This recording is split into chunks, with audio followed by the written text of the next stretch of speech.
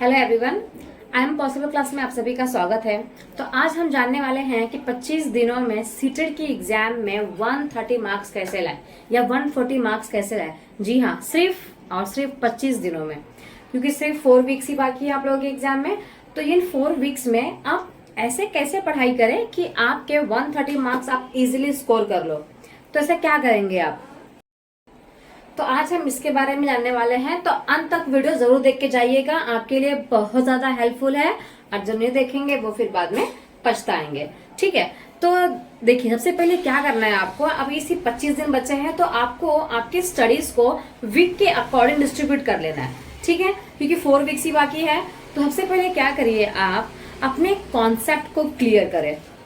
ठीक है, आप कोई थियरी पढ़ रहे हो, वाइगोत्स्की की थियरी पढ़ रहे हो या प्याजे की थियरी पढ़ रहे हो, तो अगर आप किसी की भी थियरी पढ़ रहे हो तो उस कॉन्सेप्ट को बहुत अच्छे से क्लियर करना बहुत ज्यादा जरूरी है। ठीक है, अदरवाइज एग्जाम में क्या होता है ना, आप प्याजे की थियरी एकदम अच्छे से पढ़ के जाते हो, वाइगोत्स्की की थियरी है वो बहुत अच्छे से पढ़ के जाते हो, बट एग्जाम में क्या होता है, जो लैंग्वेज होती है ना वो ऐसा तोड़ मरोड़ के देते हैं ना ये कि हम लोग कंफ्यूज हो जाते हैं। राइट, आप हो या चाहे मैं हूं, बहुत अच्छे से पढ़ के जाते हैं, बट ऐसी लैंग्वेज होती है कि हम क्या हो जाते हैं, कंफ्यूज हो जाते हैं। स्पेशली हिंदी में क्या है ना, हिंदी में एक शब्द के बहुत सारे वर्ड्स होते हैं, तो वो क्या करते हैं, हिंदी में भी बहुत सारे चेंजेस लेके आ जाते हैं, न्यू वर्ड्स लेके आते हैं, ताकि जो बच्चे हैं वो क्या हो जाते हैं, कंफ्यूज हो जाते हैं। तो समटाइम्स क्या होता है, अगर हमें हिंदी का नहीं समझ में आ रहा है क्वेश्चन, तो एक बार इंग्लिश का जरूर पढ़ के ट्राई करें। ठीक है, कभी कभी ऐसा भी होता है कि हमें हिंदी में क्वेश्चन समझ में नहीं आ रहा है, बट जब हम इंग्लिश का पढ़ते हैं तो हमें समझ में आ जाता है कि क्या कहना चाहता है वो क्वेश्चन। ठीक है, तो जो भी हिंदी मीडियम वाले हैं तो आपका पेपर तो हिंदी में ही आएगा, बट आप इसको चेंज कर सकते हो। ठीक है, आप उसको चेंज कर सकते हो। तो जब भी आप एग्जाम हॉल में जाओ, जब भी पेपर आपके सामने आए, तो उसमें चेंज वाला ऑप्शन होता है, तो आप चेंज करके देख सकते हो कि इंग्लिश में क्वेश्चन क्या कह रहा है। अगर फिर इंग्लिश में भी समझ में ना आए तो फिर हिंदी को ही 2-3 बार पढ़ें क्वेश्चन को, और इसके बाद सॉल्व करने की कोशिश करें। ठीक है, तो चलिए कुछ बेसिक इन्फॉर्मेशन जानते हैं कि 25 दिनों में आप किस तरीके से 130 मार्क्स लेके आएंगे। तो ये तो आपका एग्जाम का पैटर्न है। राइट, टोटल मार्क्स कितना है, 150। ड्यूरेशन कितना है, 2.5 घंटे का एग्जाम है आप लोगों का। मोड क्या है, ऑनलाइन है। अब आपको कोई भी OMR शीट को फिल नहीं करना पड़ेगा, क्योंकि वो भी बहुत ज्यादा टाइम कंज्यूमिंग था, बिल्कुल भी अच्छा सिस्टम नहीं था। ये ऑनलाइन काफी अच्छा हो गया है, आपको ऐसा गोला गोला करने के लिए 15-20 मिनट अलग से नहीं निकालने पड़ेंगे। राइट, तो ये काफी अच्छा सिस्टम है।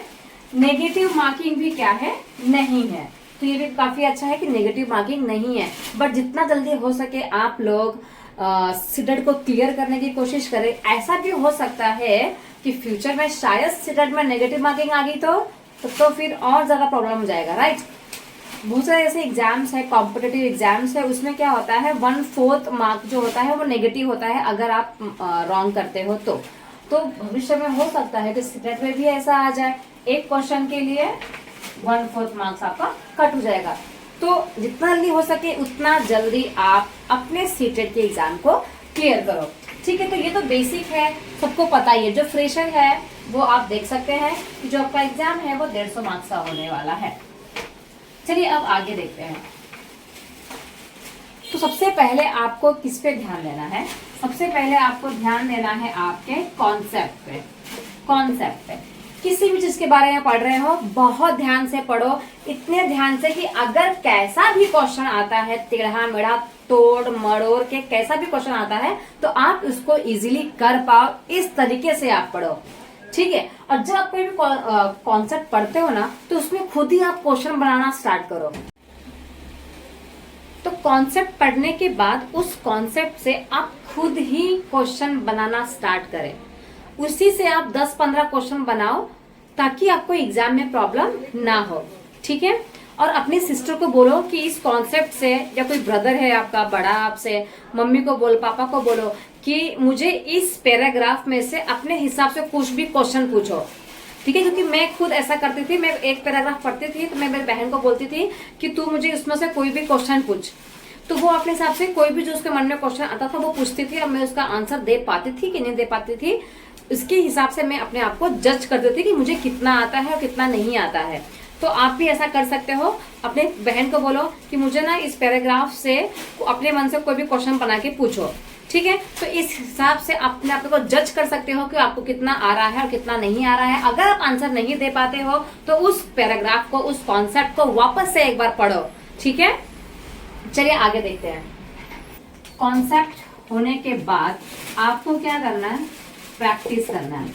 किसकी प्रैक्टिस करनी है, प्रीवियस ईयर क्वेश्चन पेपर की, ठीक है।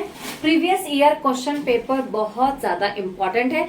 इंपॉर्टेंट इसलिए नहीं है कि इसमें से आता है एग्जाम में, उसमें से कुछ भी नहीं आता है, बट प्रैक्टिस के लिए बहुत ज्यादा जरूरी है कि क्वेश्चन किस तरीके से आते हैं। आज तक सीटेट में ऐसा नहीं हुआ होगा कि कोई क्वेश्चन जो है वो रिपीट हुआ होगा।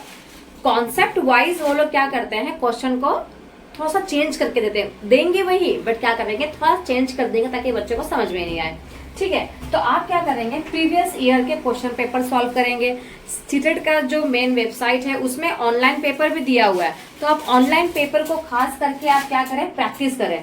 क्योंकि जो ऑनलाइन पेपर का जो एग्जाम हुआ था ना, तो उसमें क्या था कि जो वर्ड्स थे ना वो काफी ऐसे दिए होते हैं, इतने खतरनाक दिए होते हैं कि बच्चों को मीनिंग समझ में नहीं आ रहा था कि उसका मीनिंग क्या होगा। तो आप क्या करें, जितना हो सके उतना ऑनलाइन पेपर को ही सॉल्व करने की कोशिश करें, और ताकि आपको क्या होगा, जो वर्ड्स है वो समझ में आएगा, ओके, कि किस तरीके से वो वर्ड्स एग्जाम्स में देते हैं। प्रीवियस ईयर क्वेश्चन पेपर करें और इस ऑनलाइन वाला, और उसके बाद ऑफलाइन वाला करें, ठीक है। ऑफलाइन के पेपर्स में जो वर्ड्स थे वो काफी हद तक इजी आया करते थे, बट ऑनलाइन में एज कंपेयर टू ऑफलाइन थोड़े से टिपिकल आते हैं, थोड़े से हार्ड आते हैं, ठीक है। तो उसकी प्रैक्टिस आप लोग बहुत ज्यादा करो। इसके बाद ऑफलाइन पेपर स्टार्ट करो सॉल्व करना, ओके। ऑफलाइन करेंगे तो उससे क्या होगा, आपकी जितनी ज्यादा प्रैक्टिस हो पाएगी उतना ज्यादा आपके लिए अच्छा होगा, उतना ज्यादा आप न्यू वर्ड से अवगत होंगे, आप न्यू वर्ड्स को समझेंगे, जानेंगे, उसका नॉलेज लेंगे, और वही नॉलेज आपके एग्जाम में आपको बहुत काम आने वाला है, ठीक है। तो फर्स्ट क्या करेंगे, आप ये समझ लो, एक वीक में आपको फर्स्ट वीक जो है मंडे टू मंडे, ये 1 वीक तक आप अपने कॉन्सेप्ट, जितने भी कॉन्सेप्ट है मैं बताऊंगी आपको कौन से कॉन्सेप्ट आपको पढ़ना है, जो बहुत ज्यादा इंपॉर्टेंट है और एग्जाम में आते ही आते हैं, ठीक है। इसके बाद आप अपना प्रैक्टिस करो। प्रैक्टिस क्या करोगे आप, ऑनलाइन क्वेश्चन पेपर जो है प्रीवियस ईयर का, और ऑफलाइन क्वेश्चन पेपर जो है वो प्रीवियस ईयर का, वो करेंगे आप, ठीक है। उसके बाद क्या करना है आपको, थर्ड वीक सेकंड वीक में ये हो जाएगा आप लोगों का। थर्ड वीक में क्या करेंगे,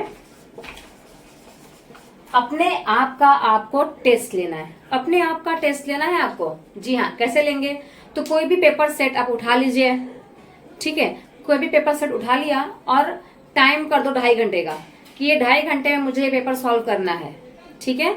और जितना जल्दी हो सके वो पेपर को आप सॉल्व करने की कोशिश करें, क्योंकि प्रैक्टिस करना बहुत ज्यादा जरूरी है। एग्जाम में सीडीपी में ऐसे क्वेश्चंस आते हैं, पेडागोजी में ऐसे क्वेश्चंस आते हैं ना कि दिमाग में ही नहीं घुसते कि क्वेश्चन क्या कहना चाहता है।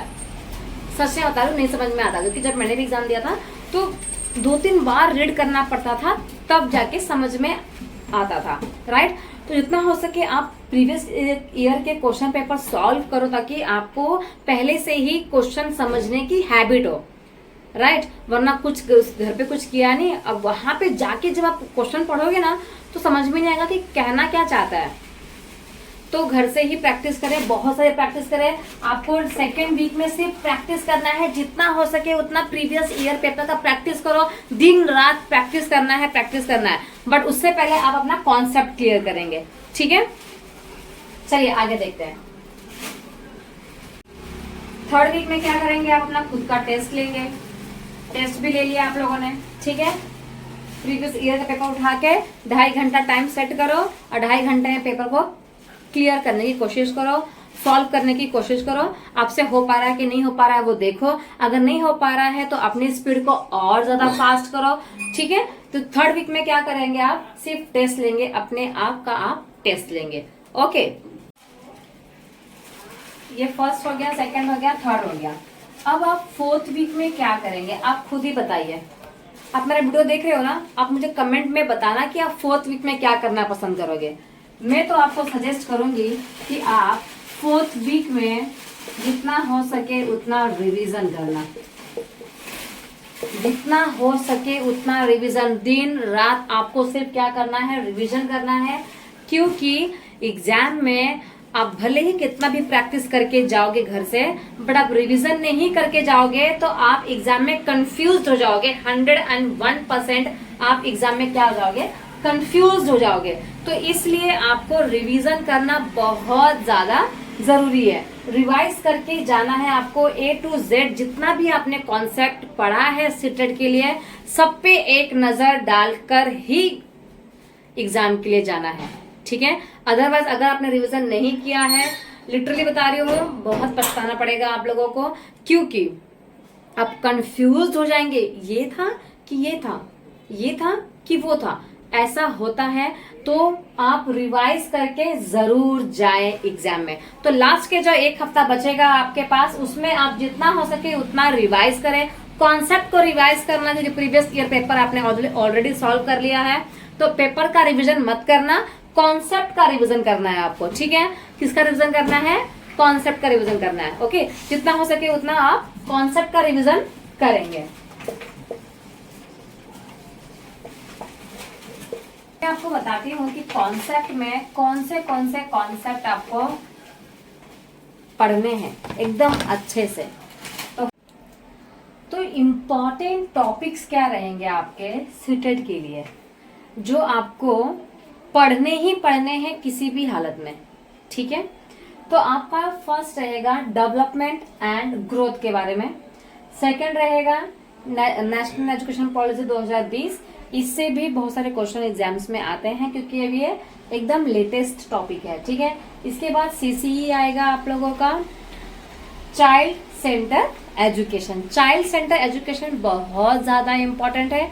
हमें उसी आंसर को टिक करना है जिसमें हम बच्चों को ज्यादा इम्पोर्टेंट दे रहे हैं, ना कि उस आंसर को जिसमें टीचर को ज्यादा इम्पोर्टेंट मिल रही है, ठीक है। तो हमेशा चाइल्ड को मद्देनजर रखते हुए ही आपको आंसर में टिक लगाना है। बाय चांस ऐसा जरूरी नहीं है कि 30 में से 30 के आंसर आपको आते ही हो CDP में, राइट। तो ऐसे आंसर भी होंगे जो आपको नहीं आते होंगे, बट आप क्वेश्चन पढ़ने के बाद ऐसा अपने दिमाग में अंदाजा लगाइए कि चाइल्ड सेंटर कौन सा आंसर बात कर रहा है, कौन बच्चे के बारे में, बच्चे के भलाई के बारे में बात कर रहा है, उसी आंसर को आपको टिक लगाना है, ठीक है। तो ये हो गया child centre education. 4th one है TLM, टीचिंग लर्निंग मटेरियल। आप कौन सा टीचिंग लर्निंग मटेरियल यूज करेंगे, ठीक है। तो ये टॉपिक भी आपको किसी भी हालत में पढ़ना ही है।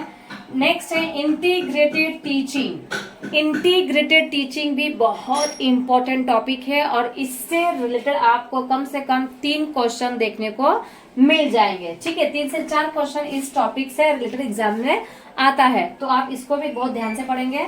नेक्स्ट है gender and sex. Gender and sex से रिलेटेड भी क्वेश्चन एग्जाम में एक ना एक तो आता ही है। बच्चे के जेंडर से रिलेटेड क्वेश्चन एग्जाम में आता है, ठीक है। तो इस चीज पे भी आप ध्यान देंगे, टॉपिक को एक बार नजर डाल के ही जाइएगा, अच्छे से पढ़ के जाइएगा। 7th वन है इंक्लूसिव एजुकेशन। सारे बच्चों को साथ में लेकर पढ़ाना। समावेशी शिक्षा पद्धति क्या होती है। अगर कोई बच्चा कैसा है, स्पेशल चाइल्ड है, तो उस बच्चे को भी हमें साथ में लेकर ही आगे बढ़ना है। सारे बच्चों को साथ में मिलकर ही हमें पढ़ाना है, ठीक है। तो ये आएगा आपका इंक्लूसिव एजुकेशन में, और ये भी बहुत इंपॉर्टेंट टॉपिक है सीटेट के लिए। और इंक्लूसिव एजुकेशन में मेरे हिसाब से कम 5 मार्क्स का क्वेश्चन तो आ ही जाता है, CDP, SS और हिंदी और इंग्लिश लेके, ठीक है। तो ये जितने भी टॉपिक है उस पे आपको बहुत ज्यादा ध्यान देना है, ठीक है। नेक्स्ट टॉपिक आपको पढ़ना है हेरिडिटी एंड एनवायरमेंट के बारे में। ये जो हेरिडिटी का जो टॉपिक है, इसमें से भी इन दोनों में से 1 मार्क्स का क्वेश्चन तो आता ही है। तो हेरिडिटी एंड एनवायरमेंट भी आपको पढ़ के जाना है। NCF नेशनल करिकुलम फ्रेमवर्क बहुत इंपॉर्टेंट टॉपिक है ये, बहुत ज्यादा वेरी वेरी इंपॉर्टेंट। तो नेशनल करिकुलम फ्रेमवर्क को आप बहुत अच्छे से पढ़ के जाइएगा एग्जाम के लिए।